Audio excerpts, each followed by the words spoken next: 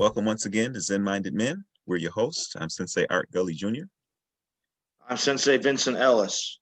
This week, as we continue down the list of the virtues of Bushido, our topic is honor. And honor is a thing that I think is often confused. So just looking at a quick Google definition for what is honor and the complication of the English language, of course, they give a noun and a verb application. So as a noun, to honor is high respect or great admiration.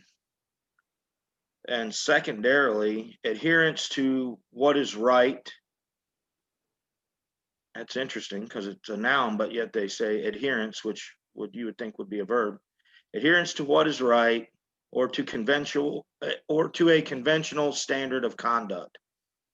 The verb definition, regard with great respect, or to fulfill, like to honor your word, to fulfill, that would be the verb. For our context, and again, I think what we're trying to do here with explaining these virtues and how they are brought about through our martial training and in our greater life, I think that's a pretty shallow definition. I did a little further investigating through the week and found a pretty neat little clip on a page that was it's kind of geared toward men in particular, but anyway, they define honor a little bit differently, and I think it suits what we want to delve into a little bit better. So they broke honor down into two different categories, and then they talk specifically between honor amongst men. Okay. And horizontal. They had horizontal honor and vertical honor. Horizontal honor, and this is how I personally think honor fits into our discussion, because we talked about integrity a few weeks ago, and I think a lot of people confuse integrity with honor. Integrity is very much about me or yourself and the way you conduct yourself. I believe honor has everything to do with how you fit into or how you conduct yourself within a given society or a given group. Honor is external and integrity is internal. And that fit the definition that I found here. So horizontal honor is mutual respect. That they use the word men, so don't exclude yourself, ladies. Mutual respect men give each other within an exclusive group of equals. So in order to have honor, you have to have a few things in place. Number one, you have to have a code of honor. And for us, and what we're doing here, that our list of virtues essentially is our code of honor. You could break it down very simply to that. But in order for honor to exist, you must have some definition of a code of conduct. You must have an exclusive group. And I think this breaks out on different levels, and we'll delve into that. And also, for honor to exist, there must be shame. You cannot have honor if honor cannot be lost. So within that exclusive group, there must be a chance of exclusion. So honor is something to be attained, therefore it can be lost. So within that group, within that honor group, if you don't adhere to the code, they can shame you and exclude you. So that is horizontal honor. And that's really a way that, as defined by the study that I did, to bring a group together and allow them to work for greater good. Honor allows for that. Now, vertical honor, they define vertical honor as admiration and praise within your honor group, which I think we'll delve into that, but within your peer group, you start segregating and dissecting into vertical columns. You're going to have your leaders, you're going to have your workers, but there's a mutual respect amongst you. But through work and activities and competition, you develop a hierarchy. There's a hierarchy within an honor group. So I think that definition fits our purpose, and a better definition or understanding of what honor should be. Does that make sense? It does. So I come to think that in a sense that honor, in a way, honor is a system of consequence. Because if you lose honor based on what you do or what you don't do, so you're always aware of that. So it's a system of consequence, which, bringing it to the dojo, there's a consequence when you come in. We often talk about, the adherence to, we talk about respect for the dojo, accountability for our own training, integrity to your teachers. You have to honor what you're being taught. You have to honor the traditions of the dojo. One thing I like, and you say it often, that the dojo is a microcosm of society as a whole. One thing I like is that when you walk into the dojo, you are going into a group, which is basically your equals, in the sense that maybe not equal as far as skill level and rank, but equal of your desire to learn the system, to learn this martial art, to learn these karate, to learn these techniques. And if you walk in and you approach it from that respect, you will learn and you will honor the traditions that have been passed on to you. You can't walk into the dojo and say, hey, you know what? I see that you guys are bowing. I'm not bowing. I see that, you call each other sir. I'm not calling you sir. As everybody has their shoes off, I'm not taking your shoes off. You have to honor the traditions in place in order to learn what's being offered to you. So again, I do believe that honor, the horizontal sense, provides a means of consequence. You adhere to this, or there will be consequence. You will be excluded from the group. You will be lack prestige. You will just be flat out kicked out. Vertical honor, we show it immensely to our teachers. We honor our teachers by listening to what they say, by following their examples, by learning and practicing and showing them that we want to achieve more. We want to climb. We honor our teachers by basically shutting up and allowing them to teach. So there's always going to be, I say honor is a fluctuating thing. There's always going to be someone who's above you and someone who's below you. Not just in the dojo, that's just a fact of life. There's always going to be someone who knows more than you and someone who knows less than you. You have to honor the person who knows more to you in order for yourself to learn, to show them that I respect what you're doing. I honor you by listening. You have to honor the person below you because they're trying to get where you are. And you have to honor them by allowing yourself to teach them, allowing yourself to be open, allowing them access to the knowledge that you yourself has received. And in any environment, especially at work, you can often see an honor system at play. I know with as we mentioned, we're both in the we're both on both ends of the automotive industry. At the plant, there's an honor system. We call it seniority. And when you come into a plant for the first time, there's always someone who's been there. Those guys have seniority. And you have to build up. You don't come in, you don't get the same pay automatically. You don't get the good jobs. You don't get the good benefits. You've got to, it's an honor system. You've got to come in, put in the work, put in the time. You got to pay your dues, and you've got to honor that system. Because if you want to be accepted by the other plant workers, by your co-workers, you've got to show that, hey, I'm willing to do what you did to get where you are. Once you achieve that, now it's your turn to show it back. We have an interesting situation at my plant. We have with the two-tiered employee system. Now, I've been at my plant 22 and a half years, so I'm the top tier. There's a new system of workers that was instituted a few years back. New laws have passed. Workers come in on a different pay scale now. They do the same job, They don't make the same money. Now, the union, we had to ratify some few contracts. We voted, and we've gotten them up to us, to a more competitive wage similar to us. But there's still a differential, and it's kind of bad. But you have to honor that system when you come into the plant.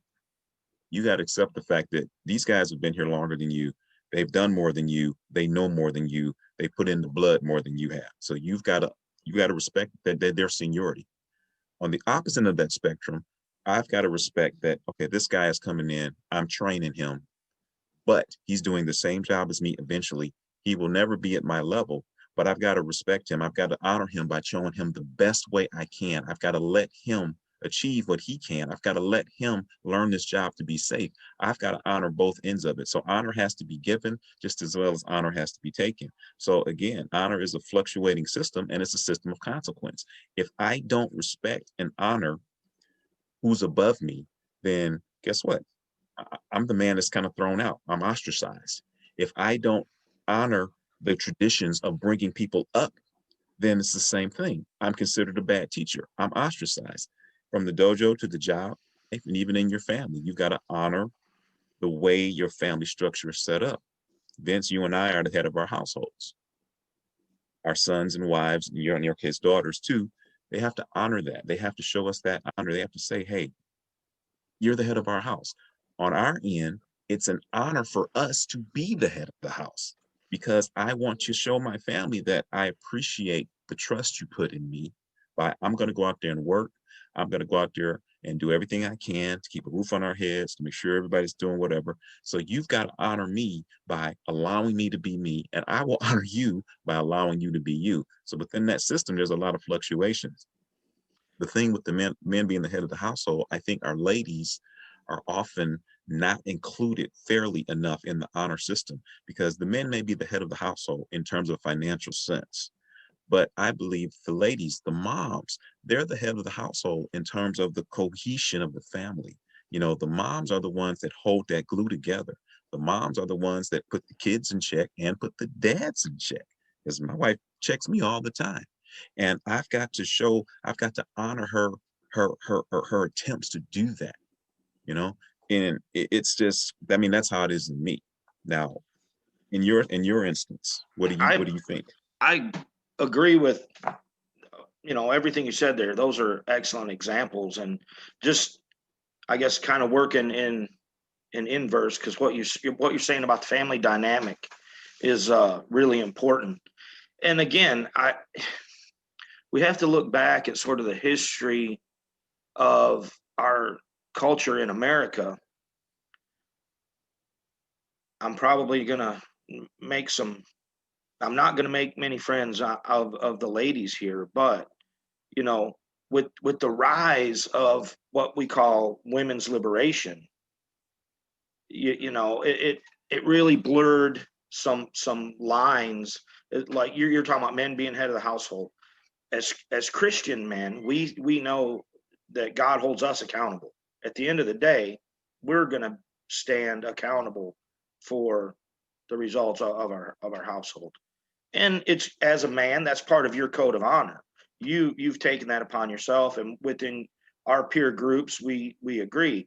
We're going to do all we can to hold our family together, maintain that husband, wife, parent unit, right? That's our unit. We want to maintain our family unit. And that's, as men of integrity, again, as we delve deeper into this list, you start seeing again how these things all blend together. One does not exist without the other if you're going to be a whole person. And that that I guess being head of the household, and even in the Christian dynamic, and I don't want to get too far off on this, but it's interesting, our parental role, right? Our children honoring their father and mother. It's interesting that when God gave Moses the Ten Commandments, the first one that came with a promise, was honor your father and mother. The rest of them were just do. It was one way, one way. There's no reward. It was just do. Or do But not. Yeah, do or do not. Yeah.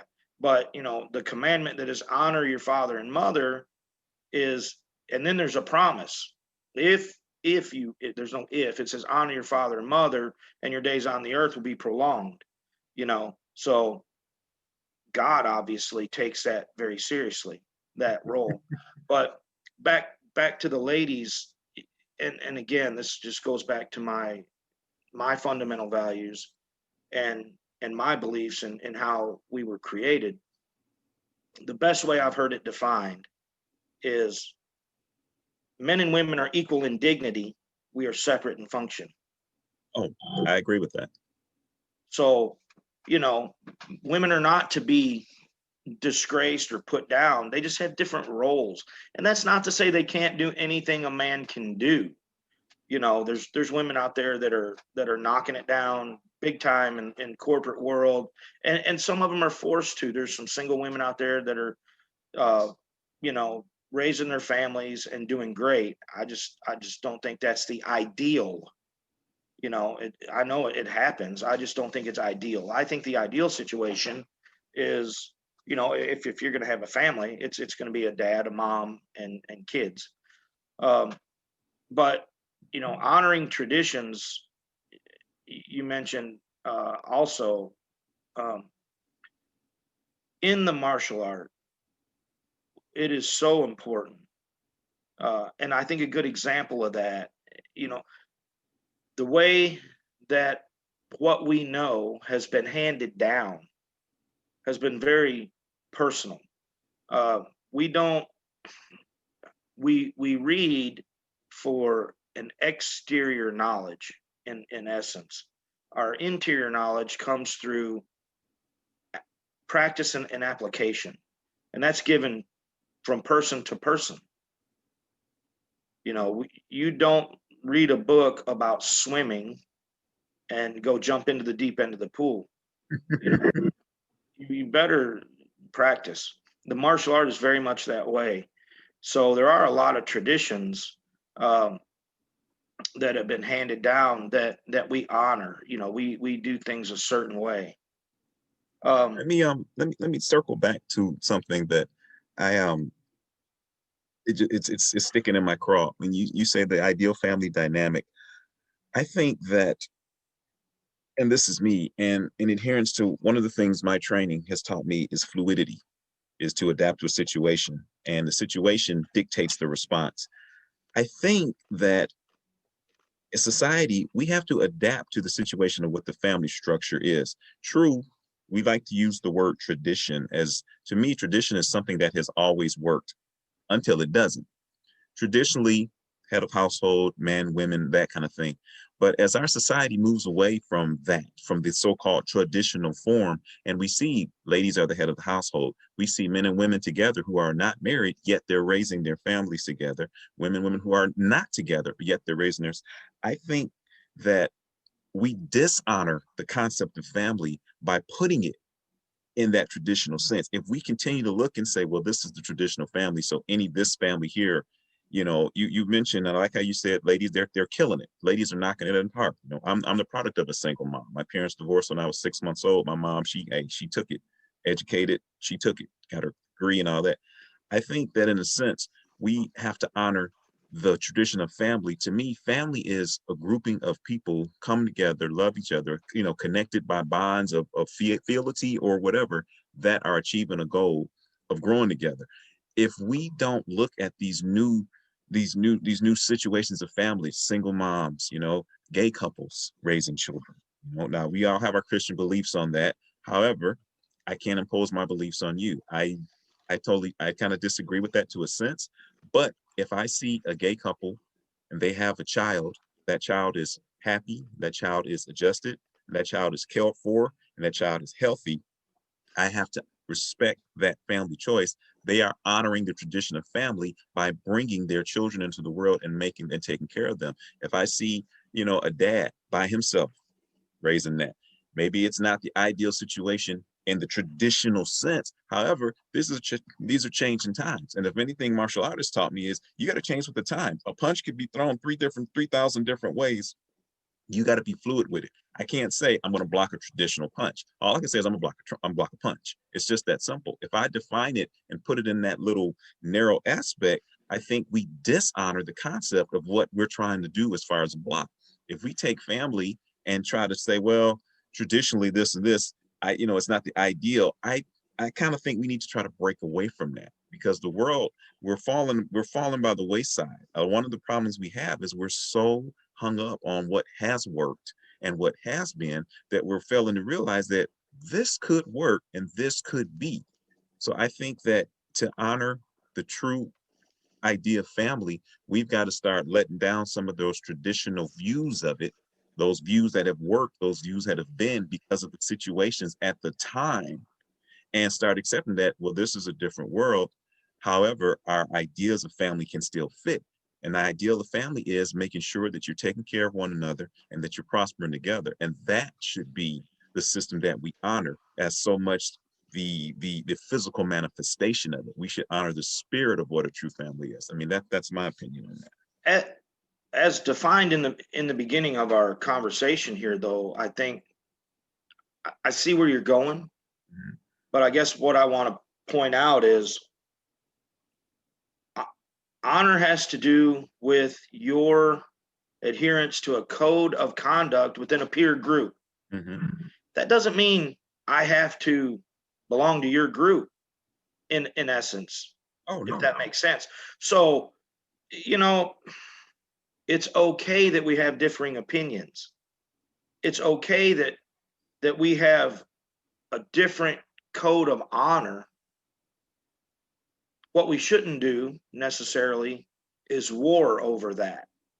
Exactly, which is why it's great that we can have this conversation. Yeah, we have to respect each other's views. Mm-hmm. But I can have my horizontal honor group, and I can rise vertically within that honor group, and my code of honor may differ from your code of honor slightly, but that doesn't mean that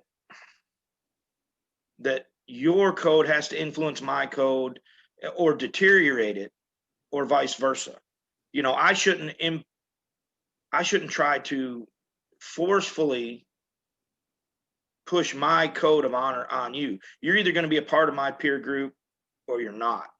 And I think you can, as we're demonstrating right now, you can be a part of different peer groups, and have a little bit of different code of honor, and how codes of honor within those groups.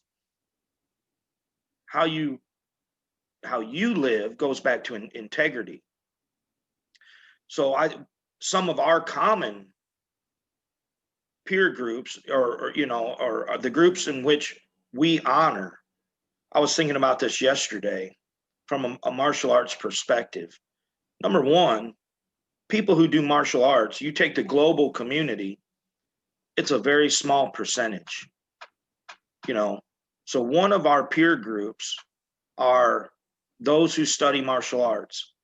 And you meet people all the time and find that if they have an interest in martial arts, immediately you have something to talk about. And you know a little bit about that person, because they've chose to do that. We can refine that peer group. Now we start moving vertically to, okay, you do karate. Okay, good. I do karate. So that's like a vertical level up. You do Okinawan karate. Oh, great. I do Okinawan karate. It's another vertical level, another filter, right? Okay, you do Isshinryu. Oh, great. I do Isshinryu. What's your lineage? Oh, okay.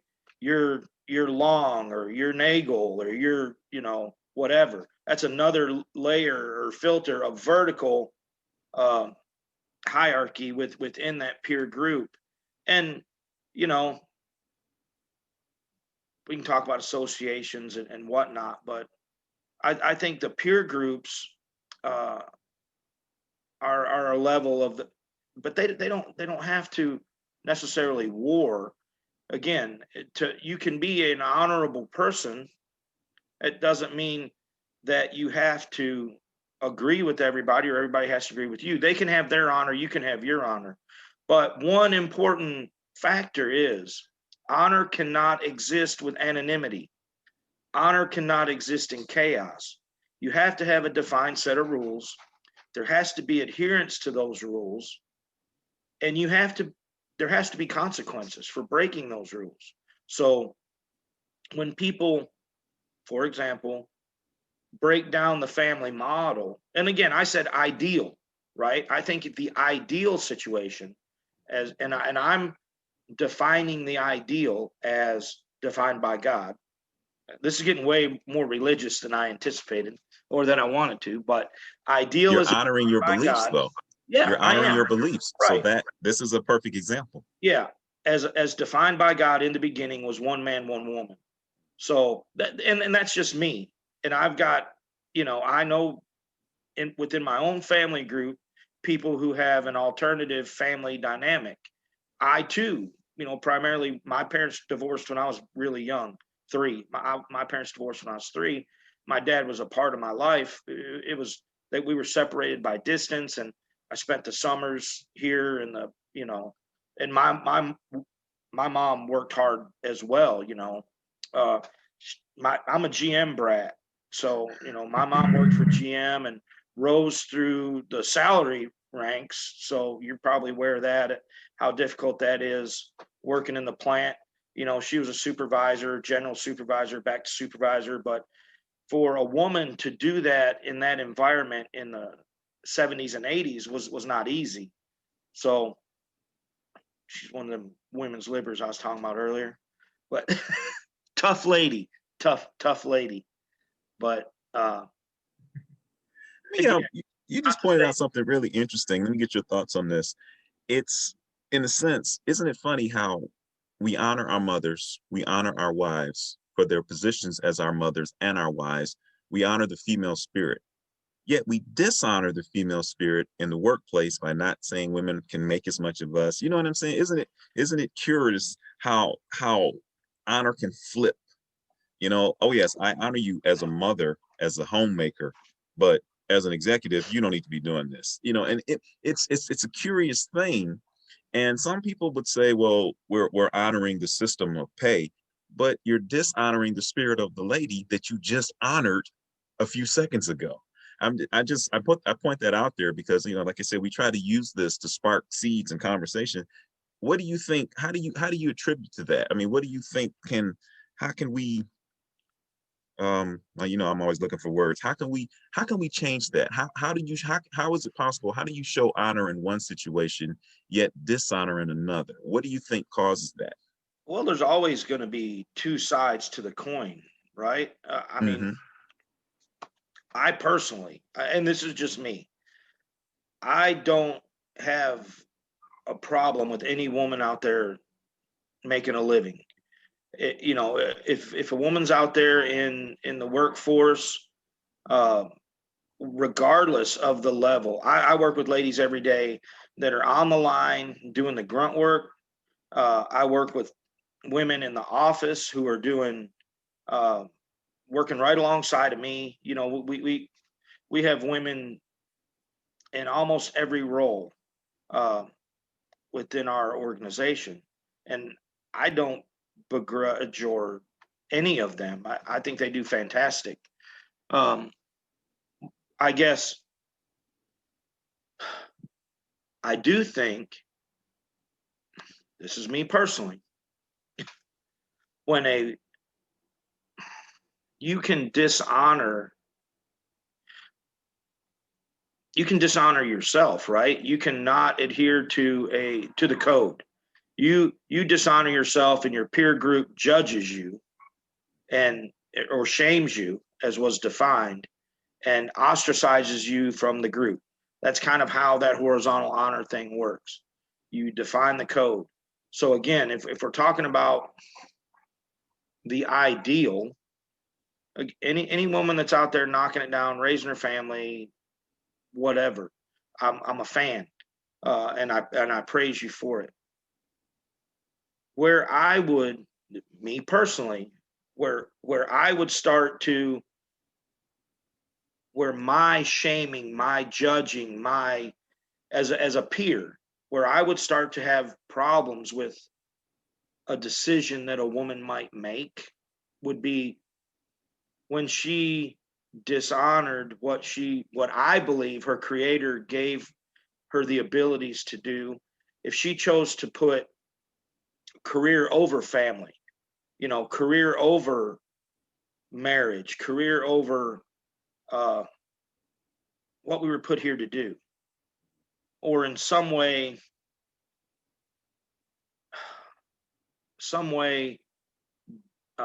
elevate herself over uh, any of the rest of society. I think a woman is capable of anything, and more so than we are in a certain extent as far as getting a task done. There are differences, physical differences between men and women. There's neurological differences between men and women. I don't care how hard we try, Art, Sensei, we will never be able to give birth. Never. Okay. And yeah, and conversely, they're not able to do it without us working in there with it. It takes two.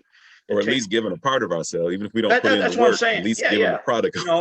It takes a group. It takes a group. But within that family dynamic, and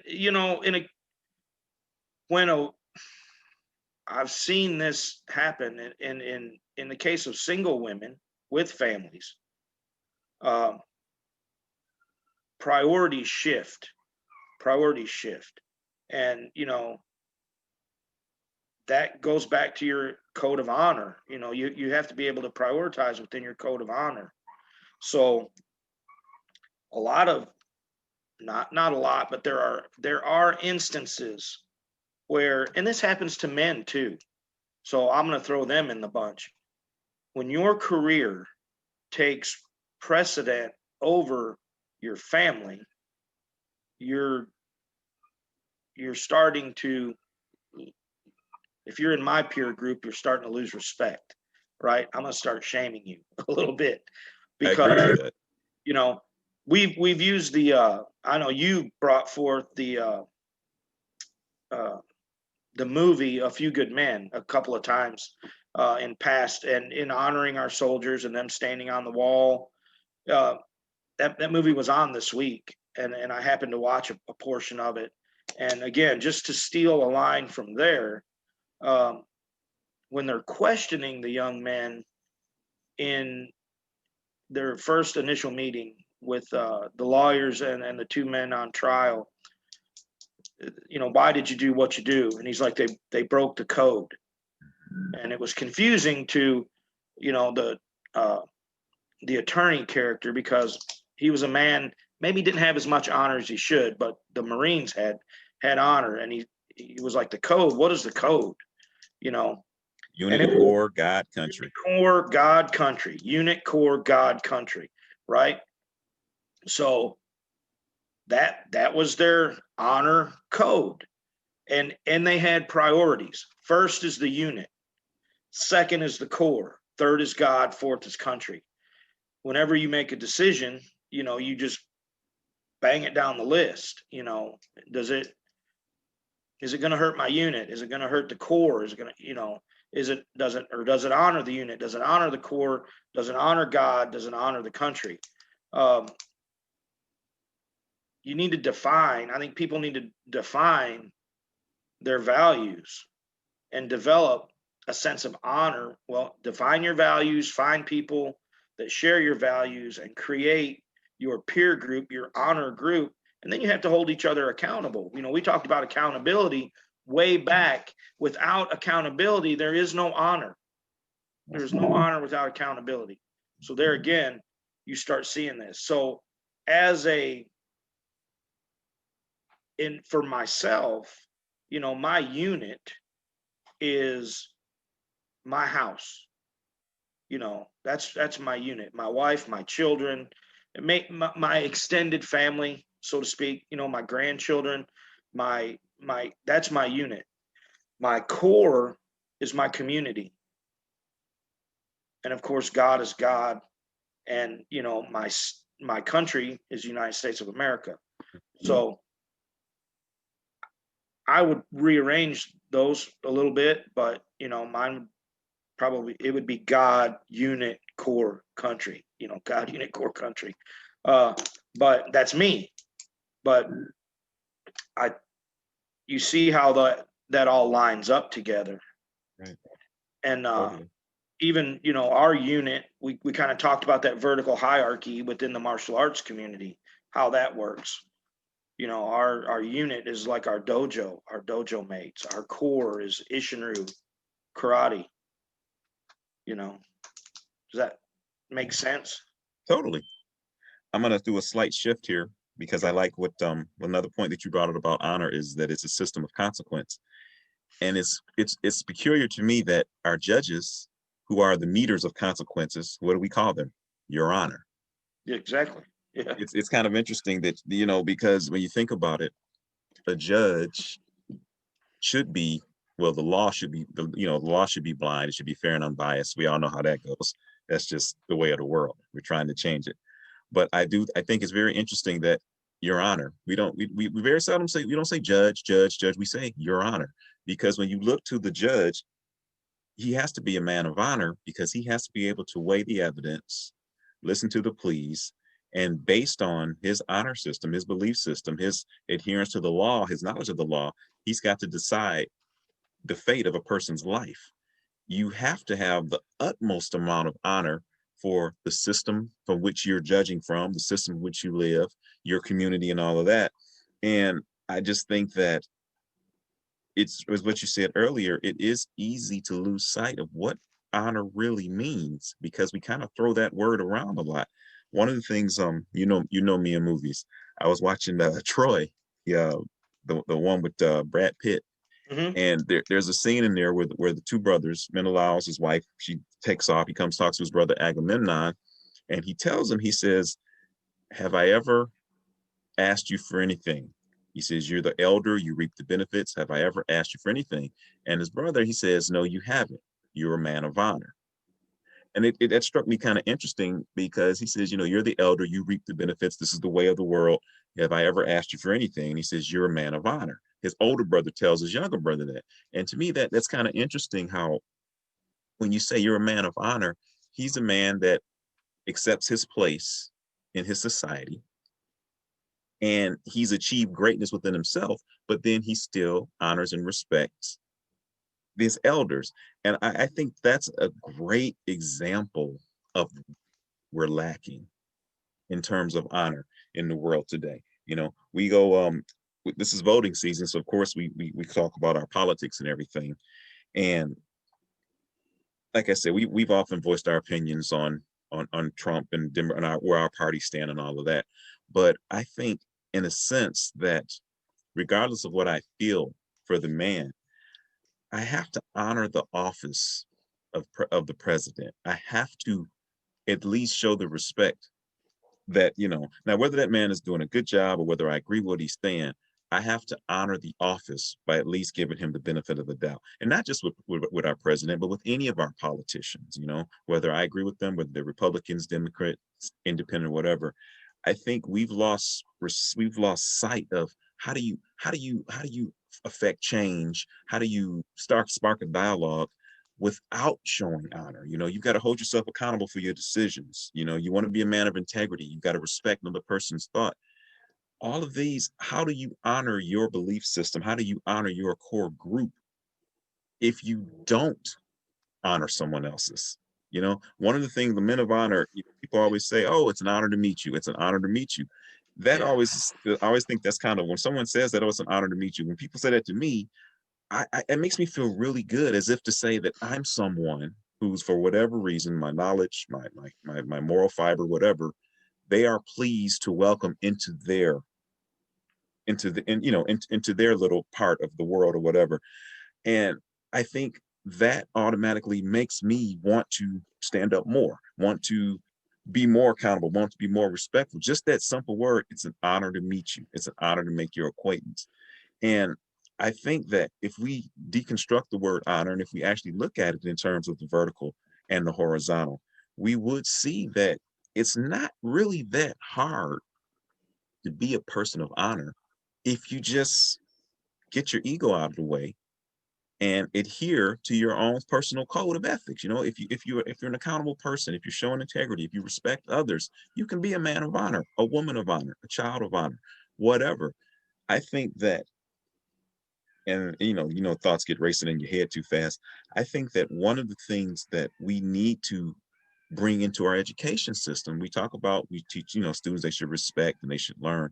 We should actually start teaching our kids about honor, what it really means and how you show it. Because if you catch them little and they grow up with this system, one of the things, the dojo kids come up and they're learning the 7 aspects that we're talking about. They're learning how to be accountable for their actions. They got to train. They're learning how to respect the teacher and shut up and listen. Okay. They're learning to have integrity. Don't lie. Don't steal. Don't cheat. Have honor. How to, okay, your mom is bringing you here. Your dad is bringing you here. Okay. Say thank you for that. Your teachers are teaching you something. Show your respect. Honor them by learning it. Honor them by being quiet. Honor your parents by telling the truth. If you get older, we honor our wives by trying to tell them the truth. They honor us by telling us we're wrong about things so that we can improve upon it. It's such a diverse wave that honor swims through that I think the biggest thing we need to do is start trying to have dialogues about how to define honor and how people can achieve honor and carry that honor. Now, how do we Yeah, do that? I think what you've said there, again, I don't disagree with any of it, but I'm going to borrow your word dichotomy for a minute. So I think there is a somewhat of a dichotomy to honor, and again, how we defined it earlier as a noun and a verb. You're, I think, in one aspect, to honor something is to hold it in high esteem, right? Mhm. So when somebody says it's an honor to meet you, they have elevated you in their eyes. They've elevated you. Uh, they hold you in high esteem. We honor our wives. We hold them in high esteem. The dichotomy of that is, I think, as we've talked earlier about honor being something external, that's, that kind of honor, to hold in high esteem, is between me and you, or between two parties. I guess it's inside the greater aspect, as we defined honor being that is not me, integrity being me, honor being uh, agreement between a peer group, or whatever. I can honor something and not revere it, if that makes any sense at all. I Yes. can honor something, and that's something that in our society today we are moving so far away from, and I think it's so dangerous. Mhm. Um, we talk about tradition. We talk about tradition, or our politics, or our government. You brought up an excellent example of the office of the presidency. I should not, when you know, I put up with 8 years of discomfort too. So y'all just hold on. But but again, I honor not only the office of the presidency, but that's a voted position. He was chosen by the people, Right. right? So I can't dishonor the people that chose him by, I would never try to, in any of our current circumstances, things have not gotten so bad that, I would take up arms against our sitting president.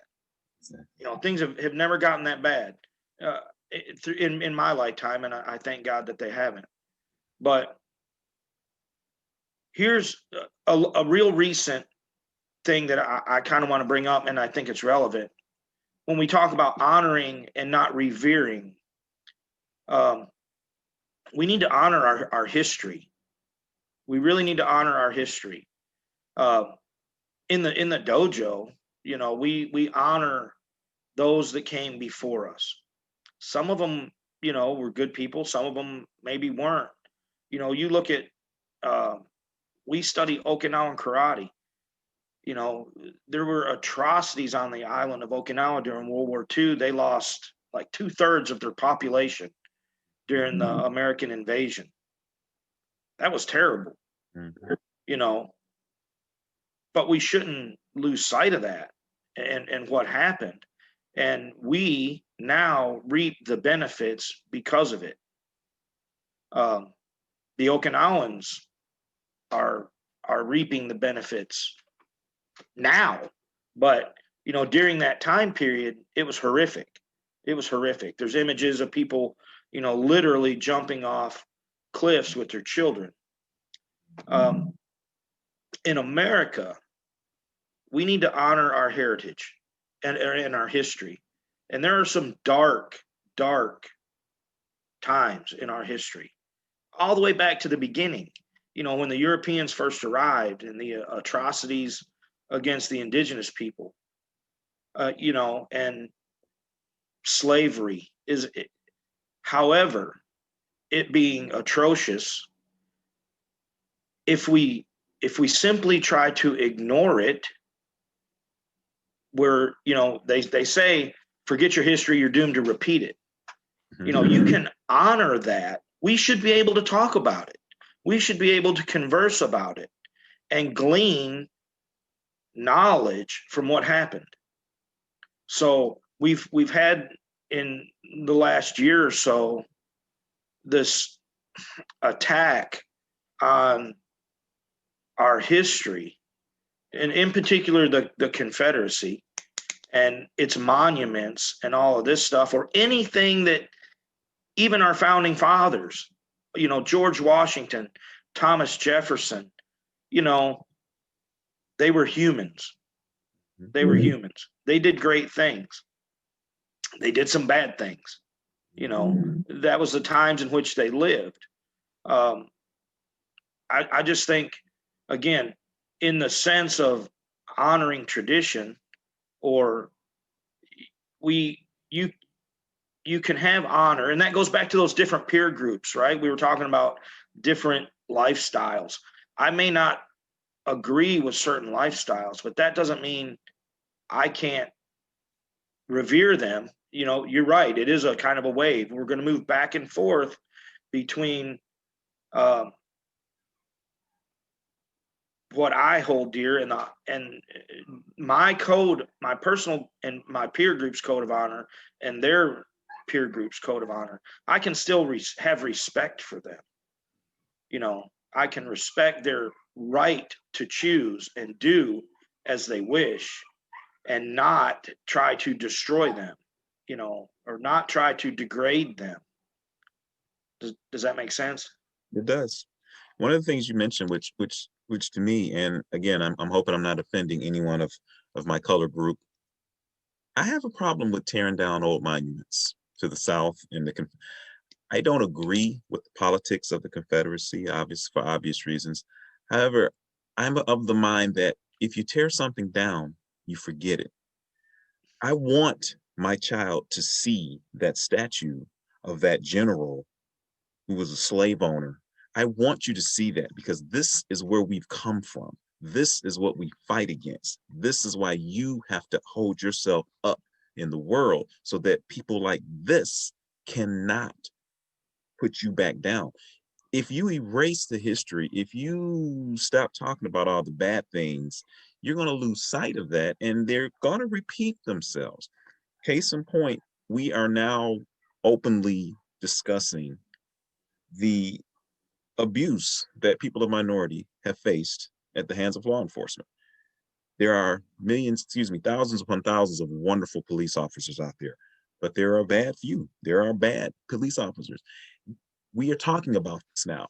You cannot forget incidences like George Floyd, Rodney King, Breonna Tyler. We cannot forget these instances, because they show us that how bad things can become if you do not open your mouth and say, hey, what you're doing is wrong. We're not going to erase Breonna from history.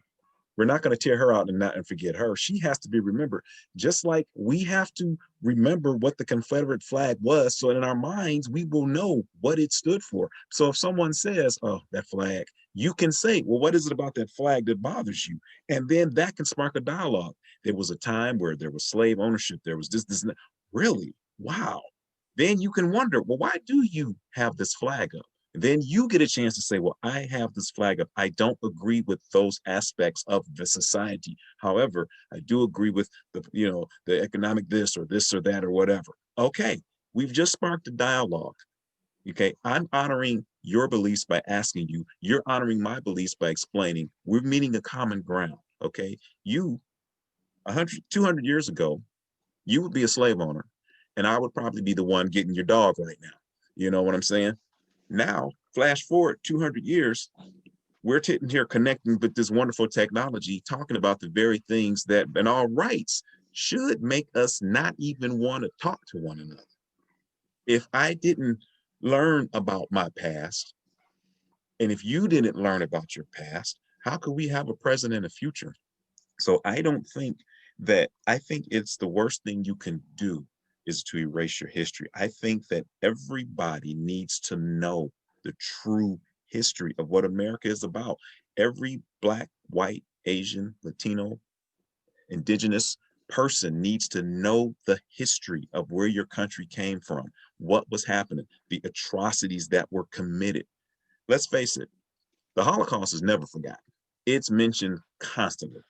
It's just it's movies you took the X-Men and you based Magneto's character around the Holocaust, and which is the reason he's here. Okay, why should anything else be forgotten? Slavery is an atrocity. It should never be forgotten. The exploitation and slaughter of the indigenous people, and I'm not being racist by saying Indians, but the Native Americans should never be forgotten. It should never be swept under the rug, because if we don't, we'll repeat it. You have immigrants coming over, they should not be swept under the rug. The effort, the sheer will that they brought to the country to build this country up. None of these things should be forgotten. These things should be at the forefront of our history. We should be able to say, yes, we were a time where man owned man, but we have since learned that that is wrong. And now we are a country where man gets along with man and learns to live in harmony. You can't get to that if you just dishonor your history and say, well, that's offensive, I'm going to get rid of it, I don't even want to look at it. I don't think we're honoring these people by having a statue of Grant. I don't think by having a statue of Grant, I'm dishonoring my own self. I think I'm honoring my history of saying this man at one time was revered as the ideal citizen. It's not that way anymore. Now I have a statue of Martin Luther King. I'm going to show this man as well. This man was the ideal citizen. This man has become the ideal citizen. Who knows what it's going to be 200 years from now? But I think that the histories of our country, the good can't exist without the bad. The truth has to have that out there, and you got to be able to honor that. I don't honor what the South stood for. I don't honor what they believed in, but I honor our history that showed me where I've come from, that shows me why I need to hold myself up, educate myself, hold myself as a man of integrity, a man of accountability, stand up for the rights that are all human rights. It shows me why I have to be this way, just like you. I don't think that every white person should walk around apologizing to every person of color for stuff that their ancestors did. But what I do think is that every white person can show respect and honor the struggle that that person of color has went on with, and show them respect and say, I accept that you and me are the same. Your skin is darker, but under the same, blood is red, bones are white. I don't think every person of color should expect an apology from every white person in America. But I do think you should honor the fact that, yes, they accept the fact that their history was a little bit rough. They're trying to change, So it's a curious dichotomy, which I love that word. It's a curious mixture. To have honor means, to me, to accept what was bad and rise above it. knowing what I came from, knowing where my people came from, knowing how I'm viewed in this country by a good portion of the country. I have to be able to stand and still try to achieve and still try to move forward with that. I am not going to stop talking to you because you live in Kentucky, which is traditionally a racist state. I'm not going to do We that. were neutral. We weren't. Yeah, right. I'm sorry. I take That's that back. okay. That's right. You Just were want to neutral. I'm point that sorry. out. We were. However, I mean, okay, a southern Yeah. state. Let's remember that. I Yeah. apologize to But yes, Kentuckians, you're please. right. But I'm not Jefferson going to. Davis was from Kentucky. He was president of the Confederacy, so he was Yeah. from So, Kentucky. so okay. But the point I'm saying is, I'm not going to start looking at you any different because we disagree on certain points of how our lives should. I'm not going to start doing that. I'm going to honor your experiences, honor your knowledges, and honor your beliefs, while at the same time, I'm going to honor myself by saying, hey, I disagree with you on that. That might work for you, but I disagree with you on that. So I'm going to do that. And that's where you find the common ground. That's how we're honoring one another's. By honoring ourselves, we're honoring each other. People don't do that anymore. And again, I don't, you know, of all the concepts, when we look at the concept of Bushido, I think to me, I was kind of meditating, contemplating on this during the week too, because I want to say, what are we going to talk about? Because honor is kind of difficult because it is so fluid. This is it was a pretty rough topic to discuss. So I think that in order for us to move forward as people, in any society, we have to honor the struggles. We have to honor our mistakes. We have to acknowledge them. By doing that, we honor ourselves because we have accomplished so much. There's still a lot more to do. God knows that. Just like in the dojo, because we are at core, we're trying to spark dialogue with our podcast, but at core, Sensei Ellis and I are martial artists. I mean, we're hardcore Ishinru karate nerds. That's what we do. That's who we are. We have to honor our teachings. Karate, Bruce Lee said that the martial arts are the ultimate form of self-expression. And I love that. I love that because what are you saying about yourself? My karate speaks to me. And when I say my karate, I don't mean should I say my karate do, which is do meaning the way, my way of life. It speaks for me. And in a sense, what I'm saying is my karate teaches me respect. It teaches me to be accountable. It teaches me integrity. And now it is also teaching me to honor myself, my teachings. It is teaching me to honor your beliefs as well, in order that I can achieve and you can achieve and we can achieve together. The dojo is the greatest place for that. I do wish that some kind of way the martial arts could be instituted as a national requirement in schools, just so one, kids can get some exercise. Two, kids can learn how to defend themselves. I guarantee you, if karate was in every school, the bullying would kind of go down, because all of a sudden that little kid who you think you might want to pick on, oh, that little kid can do a triple spinning jump kick and break 3 bricks. So guess what? He might break you down. If we could, you know, instill that, teach kids how to be accountable, how to have integrity, how to respect themselves, how to have honor amongst their groups with each other. You know, Jimmy, Johnny, and Joe, you got your little clique. Mary Jane and Judy, you got your little clique. Within your clique, you honor one another. But the boy clique and the girl clique, you guys can honor each other's too. You can still coexist. I don't have to take over your clique. You don't have to take over my clique, but we can coexist and share some activities together. If we could teach on a fundamental level, starting at the lowest level, which is our children. And when I say lowest, I just mean the base level. I don't mean that they're beneath. And instill that sense of honor. How do you respect yourself? How you honor others' beliefs by honoring yourself? If we could do that, this country would be a whole lot different. Instead, we're really good at teaching them hate. We can teach them how to hate. I can teach my kids how to hate. You can teach your kids how to hate. Why is it so difficult to teach them to have honor, to teach them to respect, to teach them to accept that we're all different? Why is that so difficult to teach? And I believe of all you said right there, the key word is respect. And kind of what I alluded to earlier, we are not very tolerant of other people. We want to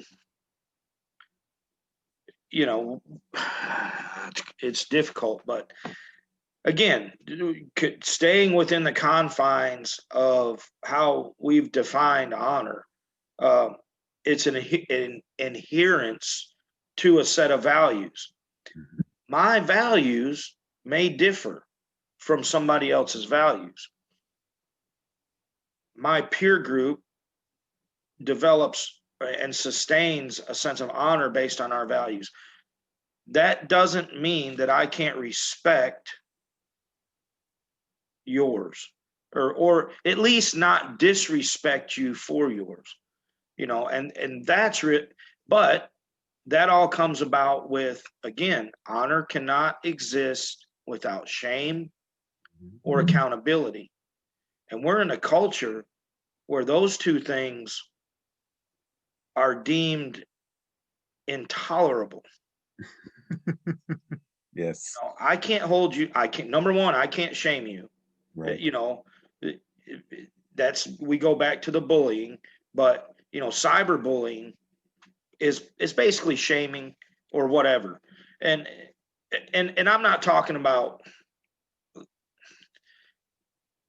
when I use the word shame, I don't mean to try to degrade a person for the sense of breaking them down emotionally.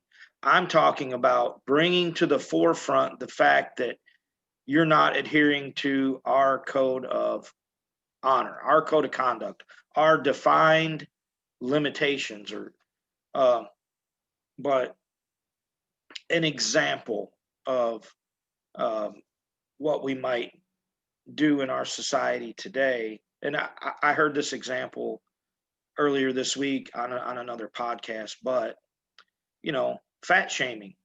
We'll just throw out the word fat shaming. Mm-hmm.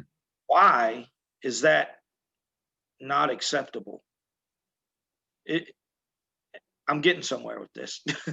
Now, I'm not saying call a person, fat, to degrade them in some way, but I ought to be able to say, listen, dude, you've been eating too much. You're slacking. You're getting out of shape. You need to check yourself. This is not healthy. Why can't I? That's what I'm talking about. Not, oh, look at 2 tons of fun over there or something like that, not Again, it comes down to how you define the shame. You see, now I like how you right. did that. You're showing how we think shaming someone and we automatically think the negative, degrading aspect. But when you just defined it, it's like, no, I'm not negative. I'm not degrading you. I'm pointing out that, dude, you're not healthy. You need to do something about this. I don't think that's shaming at all. I think that is seeing a problem and having the courage to address the problem. But I think no, I don't our think that's modern shaming society, though, you got to admit, in our modern society, they would say, "Oh, you can't judge me. You're fat shaming me." Mm-hmm. Yeah, there's whole sectors of our society that want to justify fat living, or whatever. They fat healthy. I can be fat and I can be healthy. Yeah. No, you can't. And I'm saying that as a fat guy. Okay. I'm not where I want to be. From a health standpoint point of view, yeah. Yeah, I'm not where I want to be. So I've been fat shaming myself. But there's an interesting I take part in the rant wars with my YouTube channel, the Rants with Leo. Yeah. And one of the rants, and this was really cool. One of the guys, he has a channel, and he's a kid. I think he's about maybe 12 years old or so. And his rant was about the cancel culture, this new thing now, the cancel culture. Cancel. And I think that it's again, it goes back to, erasing our history. You're canceling. Someone has a disagreement. Someone does something that you don't agree with. It's not necessarily morally bad, but you just feel that they shouldn't feel that way. So you just cancel them, forget them, remove them out of the equation. If you remove them out of the equation, how are you gonna show the world why they're wrong? If I say, okay, Vince, you teaching Brazilian Jiu-Jitsu, however, you're doing it in a way that I don't agree with. So you know what? Cancel Vince, cancel his dojo, cancel everything. Now no one knows what you were doing. I've just counseled you. How is that helping? Maybe I don't agree that in your Brazilian jiu-jitsu, when you do throw the occasional fist, you're not using a vertical fist. So that's why I'm canceling you. If I don't allow you to, hey, give you a chance to explain, well, listen, I believe this because of this, this, and that, and that's my beliefs. How is that helping society grow? How are we learning from mistakes? Or if it even is a mistake?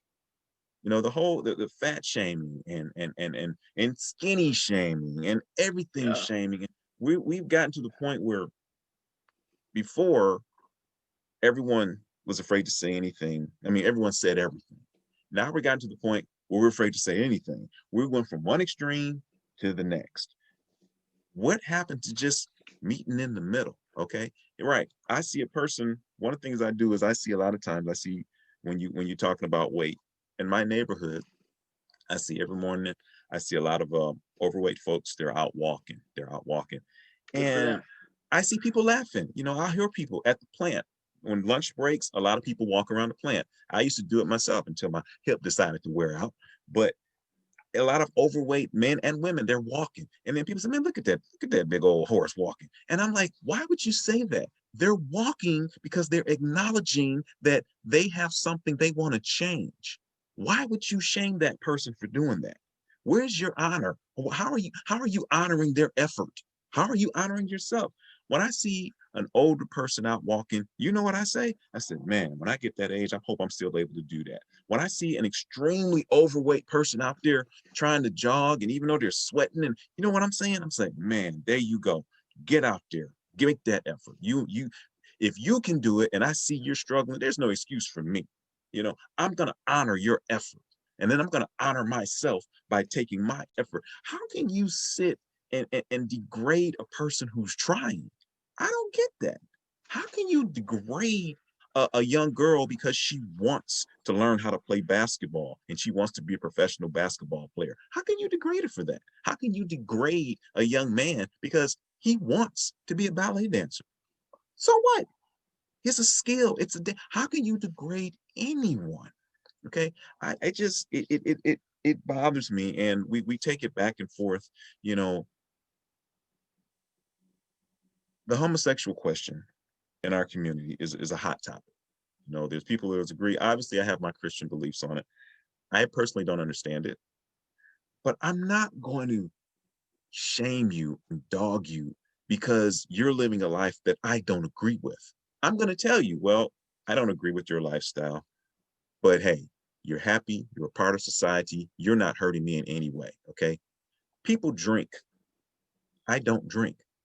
I'm not going to shame and dog you because you're drinking. Now, if you're out there drunk, acting a fool, I'm going to say, look, dude, you're out here drunk and you're acting a fool. Perhaps you need to cut back on your drinking because your behavior, now you're dishonoring me. You're dishonoring your culture, you're dishonoring your family, and you're dishonoring yourself.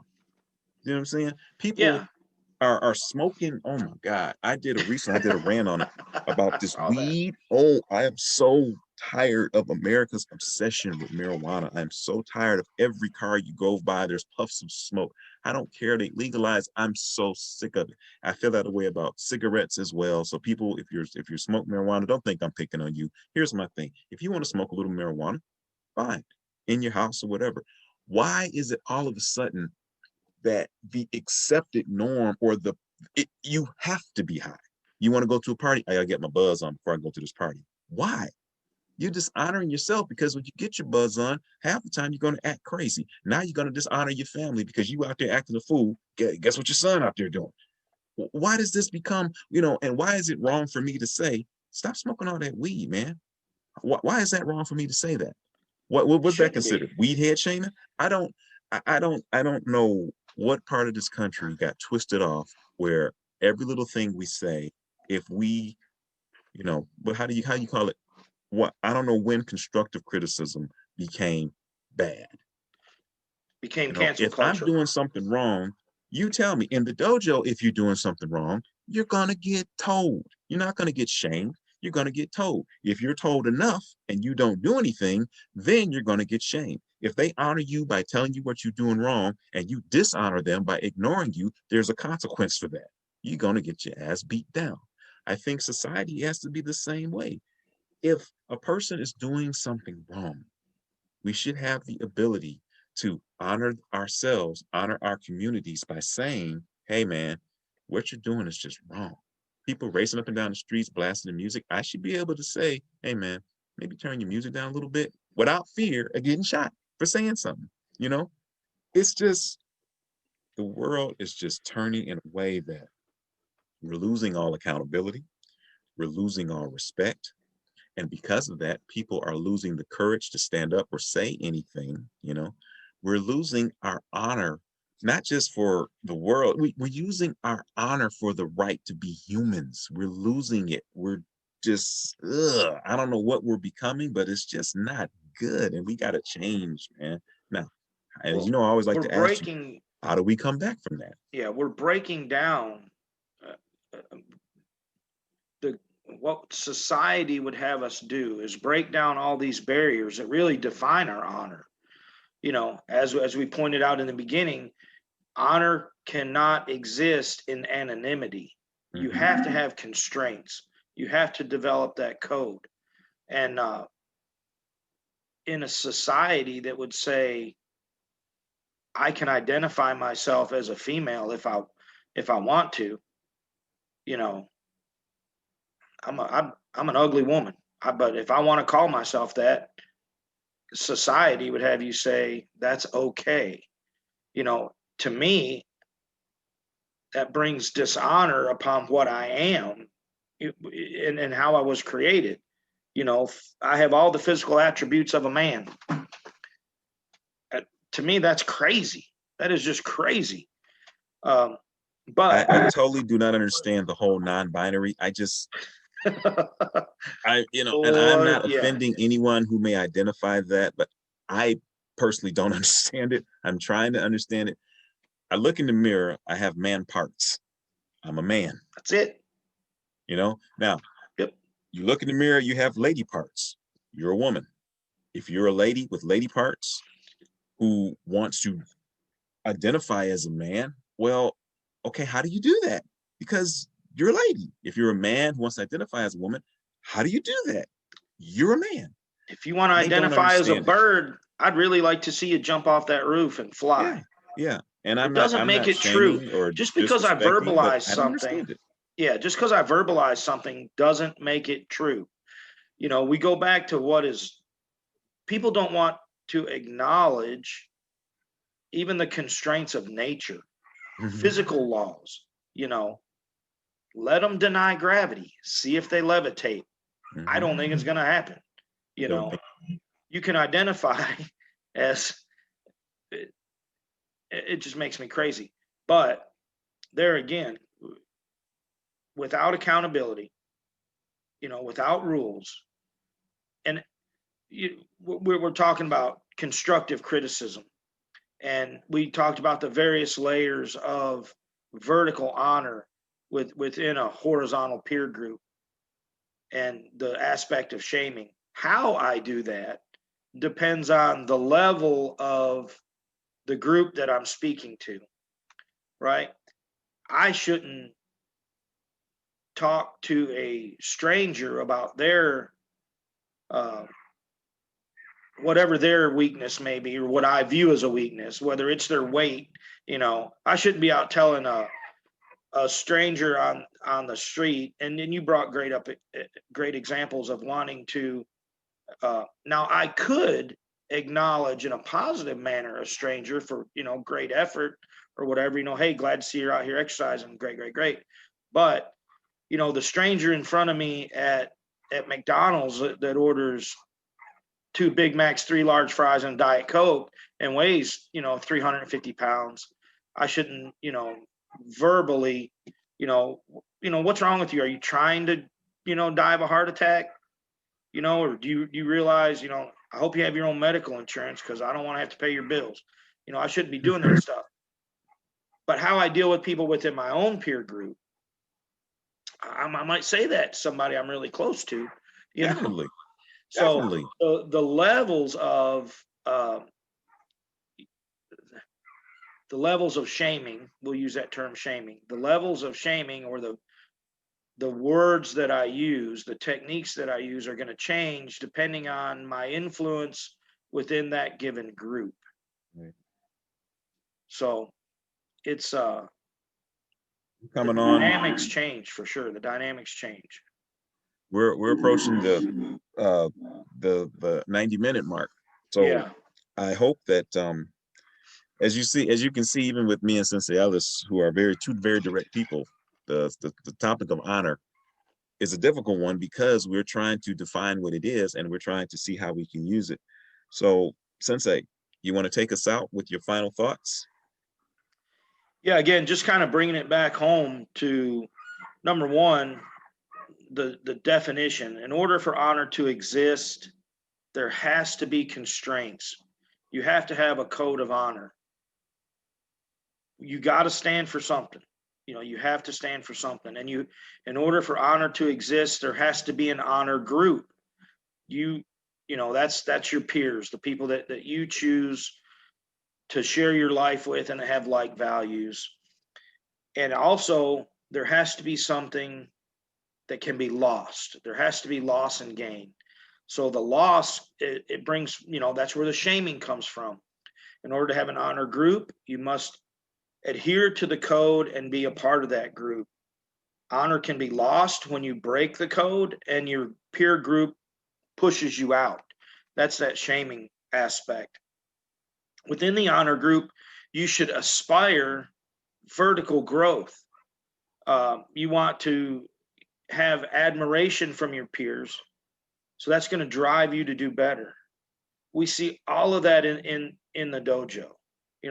Our dojo is our peer group.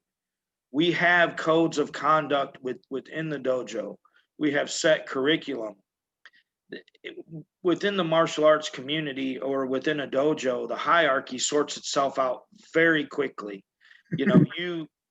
There's immediate feedback.